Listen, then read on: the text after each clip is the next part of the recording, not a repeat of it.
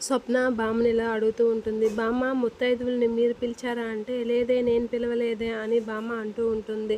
అయితే అపర్ణ ఆంటీ మీరు పిలిచారా మరి అని అడుగుతూ ఉంటుంది స్వప్న. ఆ మాటలకి నేను పిలవలేదు అని అంటూ ఉంటుంది అపర్ణ. ఆ మాటలకి స్వప్న అయితే మరి ఎవరిని పిలిచారు? ధనలక్ష్మి ఆంటీ మీరే పిలిచారా?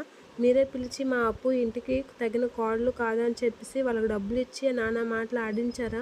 వచ్చి నుంచి నేను గమనిస్తున్నాను. ముత్తైదులతో పాటు నువ్వు, మా అత్తయ్య ఆళ్ళు కలిపి మా అప్పుని నానా మాటలు అంటూనే ఉన్నారు. అది కూడా కామ్‌గా చూస్తూ ఊరుకుంది.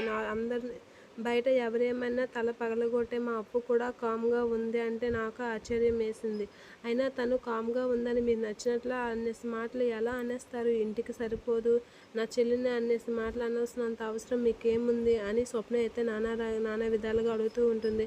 అయినా అన్నేసి మాటలు అంటుంటే నువ్వెందుకే ఊరుకున్నావు? గట్టిగా సమాధానం చెప్పకుండా అని స్వప్న అయితే అప్పుని అడుగుతూ ఉంటుంది. ఆ మాటలకి కళ్యాణ్ అయితే ఇంట్లో ఏ గొడవ అవుతుందో నేను ఊహించాను కాబట్టే ఆ స్వప్న అప్పు దగ్గర ముందే మాట తీసుకున్నాను అనైతే అంటూ ఉంటాడు. ఆ మాటకి అప్పు అయితే అలా తలదించుకుని అయితే ఉంటుంది.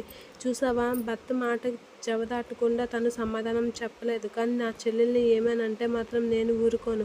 ముత్తైదువుల్ని పిలిచి తమ దగ్గర మన ఇంటి పరువు మీరు తీశారు ఆంటీ, మేం కాదు, నువ్వు తీసి ఇంకా మా చెల్లిని అంటారా అని చెప్పేసి అయితే అంటూ ఉంటుంది. దుమ్ము దులిపేస్తూ ఉంటుంది స్వప్న. ఇక అపర్ణ అయితే ఏంటి ధనలక్ష్మి, ఏంటి నువ్వు ఇదంతా చేసింది? కన్న కొడుకు కోడల మీద ఇలాంటి మాట్లాడొచ్చా? అందరి దగ్గర ఇలాంటి పరువు తీయొచ్చా అని అయితే అంటూ ఉంటుంది అపర్ణ ధనలక్ష్మితో. ఆ మాటలకి ధనలక్ష్మి అయితే నువ్వే చెప్పాలి అక్క నాకు. నువ్వు రాజు కావ్యని ఇష్టం లేకుండా పెళ్లి చేసి తీసుకొచ్చాడని నువ్వు ఎంత దారుణంగా వాళ్ళని చూసావు. అలాంటిది నన్ను ఇప్పుడు అంటున్నావా అని అంటే, నేను వాళ్ళని దారుణంగా చూశాను కానీ నలుగురిలో పరువు తీయలేదు. నలుగురిలో ఇంట్లో నుంచి బయటికి తోలలేదు.